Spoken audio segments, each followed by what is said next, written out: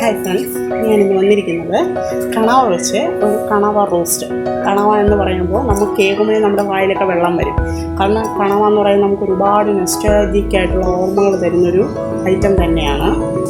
നമ്മുടെ കുട്ടിക്കാലത്താണെങ്കിലും നമ്മൾ പഠിച്ചിട്ടുണ്ട് കണവ ശത്രുക്കളെ എതിർക്കുന്നത്, മഷി എറിഞ്ഞിട്ട് അങ്ങനെയുള്ള ഒരുപാട് നൊസ്റ്റാൾജിക്. പിന്നെ നമ്മുടെ അമ്മമാർ കറി വെച്ച് തരുമ്പോൾ നമ്മളതിന് മോതിരമായിട്ട് കളിക്കും, സഹോദരങ്ങളുമായിട്ട് കളിക്കുന്ന ഒരുപാട് നൊസ്റ്റാൾജിക് ഓർമ്മകളുമായിട്ടാണ് നമ്മൾ ഈ കണവ റോസ്റ്റ് റെഡിയാക്കാൻ പോകുന്നത്.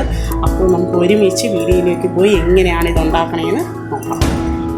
കണവ ക്ലീൻ ചെയ്ത് റിങ്സായി മുറിച്ചതാണ്.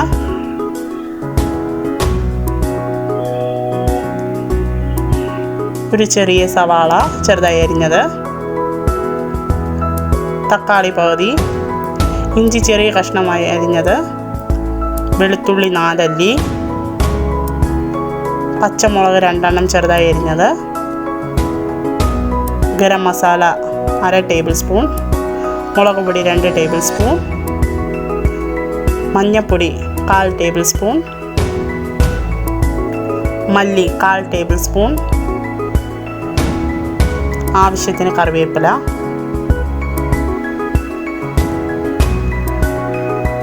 ഒരു ബൗളിൽ ഇതെല്ലാം ചേർത്ത് നന്നായിട്ട് കൈ വെച്ച് യോജിപ്പിച്ച് നന്നായിട്ട് മിക്സ് ചെയ്തെടുക്കുക.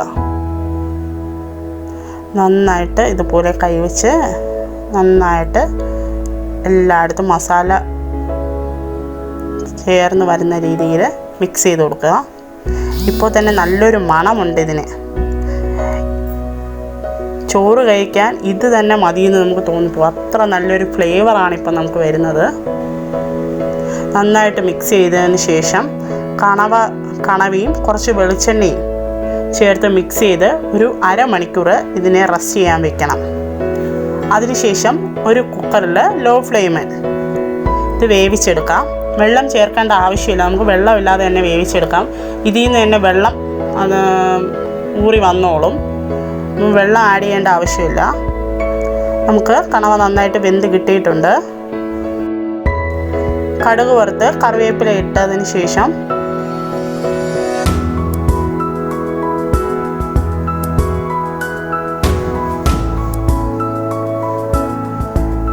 ഒരു സവാളയും ഒരു പച്ചമുളകും ചേർത്ത് നന്നായിട്ട് ഇളക്കി എടുക്കുക. നന്നായിട്ട് വരണ്ട് വരണം അത്.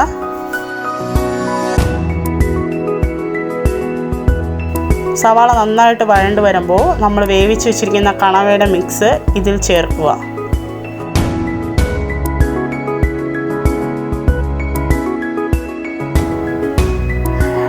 മിനിമം ഒരു 5 മിനിറ്റ് എങ്കിലും ഇങ്ങനെ വേവിച്ചെടുക്കണം. നമുക്കിത് കറിയായിട്ടോ അല്ലെങ്കിൽ റോസ്റ്റായിട്ടോ നമുക്ക് എടുക്കാം.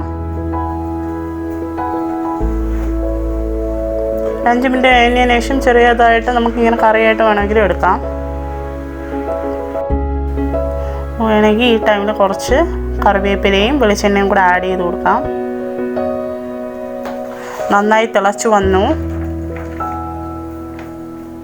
നമുക്ക് വേണമെങ്കിൽ ഇനിയും പറ്റിച്ചെടുക്കാം. എനിക്ക് ഈ ഒരു കൺസിസ്റ്റൻസിയാണ് വേണ്ടത്. നിങ്ങൾക്ക് വേണമെങ്കിൽ ഇനിയും വറ്റിക്കാം.